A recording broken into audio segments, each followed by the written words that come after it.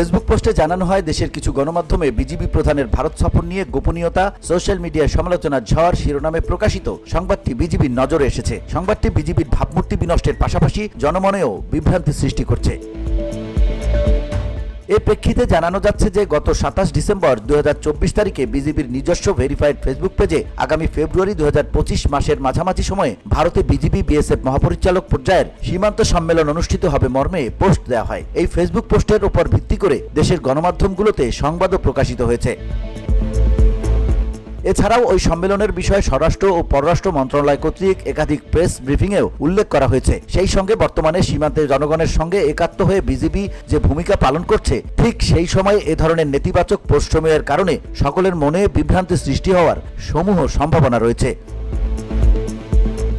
উল্লেখ্য, আগামী 17 থেকে 21 ফেব্রুয়ারি 2025 তারিখে ভারতের নয়াদিল্লিতে বিজিবি বিএসএফ মহাপরিচালক পর্যায়ের সীমান্ত সম্মেলন অনুষ্ঠিত হবে, যেখানে বিজিবি ছাড়াও দেশের অন্যান্য সংশ্লিষ্ট সকল মন্ত্রণালয় ও সংস্থার প্রতিনিধিগণও অংশগ্রহণ করবেন। এখানে গোপনীয়তার কিছু নেই এবং বিজিবির পক্ষ থেকে কোনো গোপনীয়তার চেষ্টাও করা হয়নি। অনুগ্রহপূর্বক বিভ্রান্তিমূলক পোস্ট করা কিংবা বিভ্রান্ত হওয়া থেকে বিরত থাকার জন্য সকলকে অনুরোধ করা হলো।